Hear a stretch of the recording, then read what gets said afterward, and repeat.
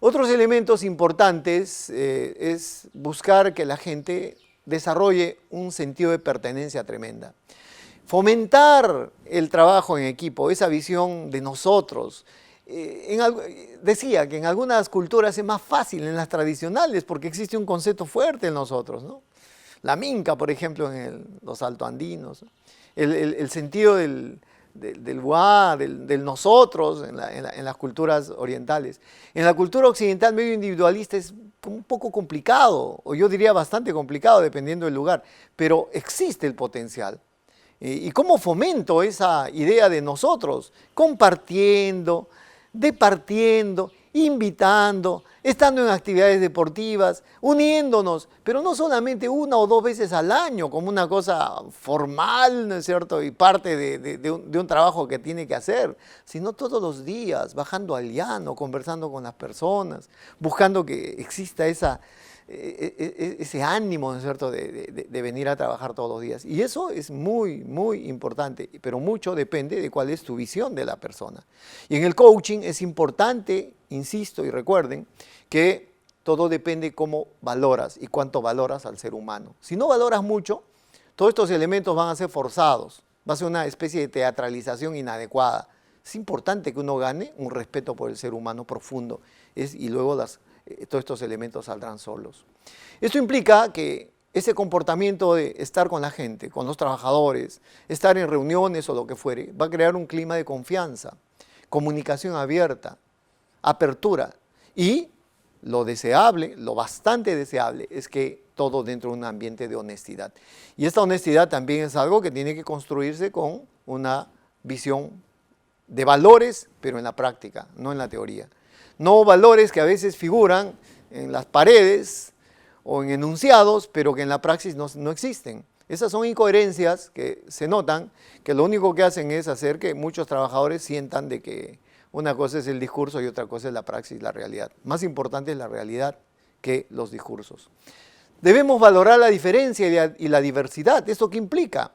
El valorar pues las opciones de las personas, valorar los distintos niveles de formación cultural que puedan tener, valorar y sacar máximo provecho de las variables culturales. Hay gente que por temas culturales, por temas ambientales, desarrolla unos tipos de inteligencia más que otros. Un ejemplo claro, quien ha vivido en la Amazonía y ha llegado tarde al colegio, probablemente tenga un nivel de inteligencia natural, espacial muchísimo más rica que alguien que ha vivido en ciudad con estímulo matemático, lenguaje, literatura desde jovencito. O sea, es muy probable que el tipo de inteligencia de uno y otro no sea el mismo. Revisen ustedes el tema de las inteligencias múltiples de Gardner. Entonces, no puedes tú juzgar a todos los demás por el CI, cociente, ¿no es cierto?, intelectual, que de pronto mide mucho más lo que es lenguaje y lo que es el tema numérico. O sea, valora también las otras inteligencias, por ejemplo, la kinestésica, hombre adecuado para el puesto adecuado. O sea, hay que valorar a todos en su real dimensión humana y saber ubicar estos talentos con la motivación de ellos, obviamente, en las posiciones que corresponden. Debemos fortalecer los puntos débiles, buscar dónde están nuestras debilidades, e insistir en lograr que se superen estas debilidades. Ahora, este establecimiento de búsqueda de índices críticos, de problemas, es muy importante porque no olvidemos, muchos de los conflictos se originan por causas a veces escondidas. Lo esencial permanece muchas veces fuera de nuestra mirada. Hay que profundizar, hay que mirar y ver desde adentro para no solamente establecer equipos de alto rendimiento, sino eliminar posibilidades potenciales de conflictos o situaciones anómalas. Entonces, es importante, además de fortalecer, si es posible, desaparecer puntos débiles, fortalecer muchísimo las fortalezas que la gente ya tiene. En el coaching tradicional se habla mucho de que se trabaja bastante con el tema del desarrollo de fortalezas. Me quedo con eso, pero también con las debilidades. Tenemos que desarrollar un hot team, es decir, un equipo que tiene ansias de triunfo, ansias de lograr grandes metas, pero que todos están establecidos en esa visión de compartir. O sea, es la típica característica de los equipos triunfadores. Todos están mancomunados en esfuerzo. Ese es un hot team. Se llama hot porque es un equipo que tiene una energía vital, un calor interno. Para ello debo dar el soporte de los recursos que hemos estado mencionando. Tienen métodos adecuados, procesos adecuados, tecnología adecuada, infraestructura, distribución de autoridad adecuada, en fin, todos estos elementos. Debemos ser muy firmes en la aplicación de la filosofía, los valores de la organización, la disciplina de la organización. Entonces, si alguien sale de un esquema de disciplina, no importa si él tiene un rango alto, un puesto enorme o un puesto bajo, todos tienen que tener la misma medida.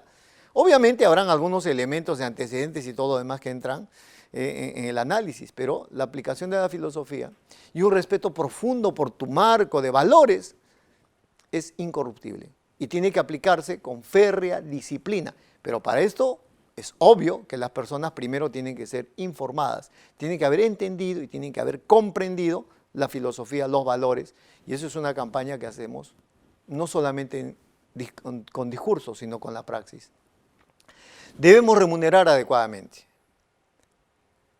Alguien me dirá, no, pero la teoría del señor Herzberg, ¿no es cierto?, dice que el dinero no motiva, solo reduce posibilidades de insatisfacción. Bueno, para Harvard y Estados Unidos y en su época y está muy bien y probablemente es lo general, pero eso no quita de que debes buscar alternativas remunerativas sanas, equilibradas, justas. Ganas más, pagas más. Entonces debe haber una relación para compartir destino, pero lamentablemente eso no es un tema que muchos lo comprendan. Relación para compartir destino. Es impresionante cómo en la vida uno va encontrando personas que comenzaron juntas un proyecto, el dueño se convierte en un multimillonario con miles de dólares o millones de dólares de ahorros personales y el personal después de 25 o 30 años sigue siendo tan pobre como antes. Entonces no está bien eso, tenemos que comenzar a cambiar muy fuertemente esa mirada del mundo. Debemos remunerar, pagar adecuadamente y dar los beneficios que la fortuna, ¿no es cierto?, nos puede proveer. Establecer un sistema de medición y evaluación que oriente mucho más que al individuo, al equipo, como mencionábamos. Otro elemento importantísimo es olvidarnos de ese solamente compartir cuando existen victorias. Compartir relativamente, porque muchos lo que hacen es salir ante las cámaras y decir, he logrado, he triunfado, he escalado, ¿no es cierto?, él como individuo, pero cuando existen derrotas, ahí sí va donde la gente a golpear a medio mundo. Derrotas y victorias son de todos, y entonces todos tenemos que asumir eso, aprender de los fracasos y gozar con las victorias y analizarlas para no caer luego en errores que nos puede llevar por una ilusión de invulnerabilidad.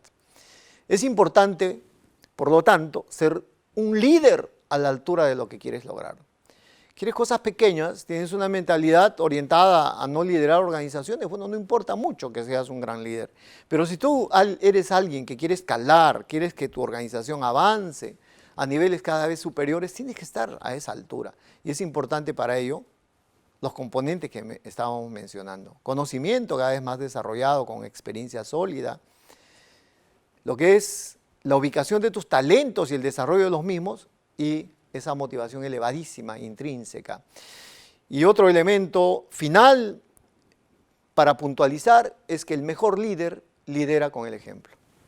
Ese es un gran líder, no es un líder de escritorio, no es un líder de verbo florido, sino que es un líder que en la praxis tú ves cómo trabaja, cómo comunica, cómo baja al llano, cuál es la forma de gestión que tiene, equidad, justicia, elementos varios, pero la praxis, la realidad, esa es la mejor forma.